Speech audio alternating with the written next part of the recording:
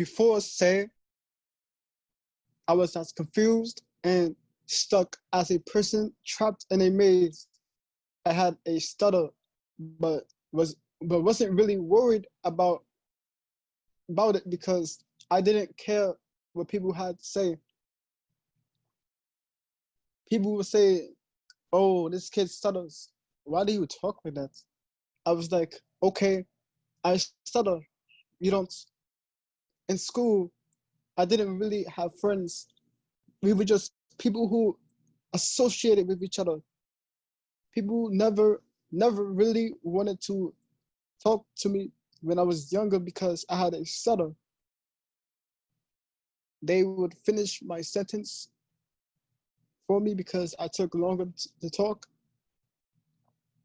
I didn't know that there was a difference between people laughing at me and people laughing with me.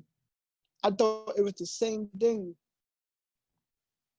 I was an unprofessional clown of elementary and middle school. The laughter was a benevolence feeling at the time, but since I was too young to understand anything, I couldn't comprehend people's view of me. But as the years would go by, I eventually was going to learn and observe what it really was. There was a lady named Wanda who works in the office of my speech therapy at Lehman College. She always made sure I got the help I needed, whether it was getting food or getting around the place. One Wednesday afternoon, she gave me a flyer for camp our time and said, "Do you think you would be interested in going to this camp?" I said, "I don't know, but I'll give it a try." I was nervous. Should I do it? Should I not?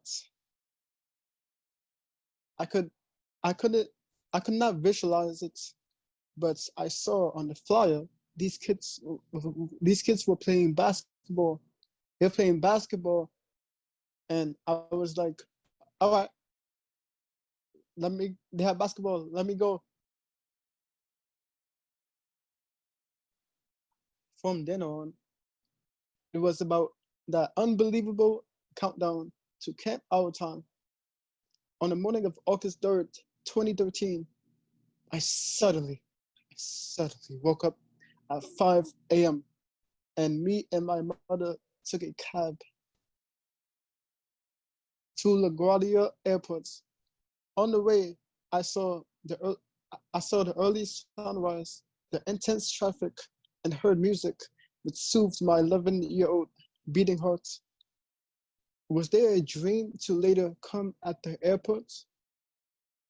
Maybe so.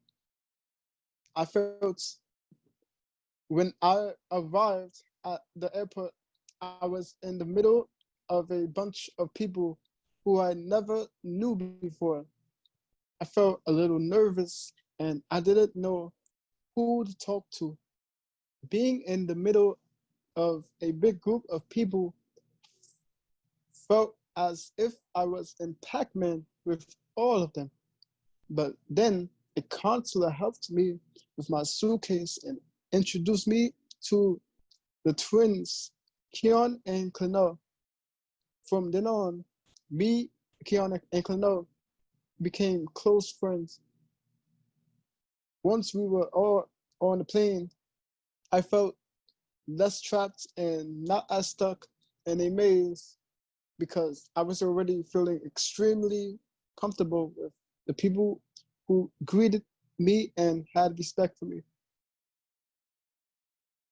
If it wasn't for my time at Camp Say, then it probably would have taken me a while to learn a valuable lesson that would benefit me in the future. I say this because as as a young child in camp, I was hungry. I was hungry for people to view me as comedic so that I could make friends. One day, when I was being childish for a laugh, I saw I saw that a counselor had to get up and ask my bunkmates, "Why are you encouraging him to do all this?" I observed her face and I realized that she wasn't too impressed. In that moment, I learned don't I learned I don't have to be I learned I don't always have to be overly dramatic just to make people laugh, because I can be myself and still make and still I can be myself and still be hilarious. Throughout the years, this has helped me with acting for a live audience, which is my passion. Therefore, I am now really grateful, and I'm now really grateful for the helpful moment I had at camp. Now, as I ace towards college life, I still reflect on the surprising moments at camp that made me start opening up my eyes and changing who I was.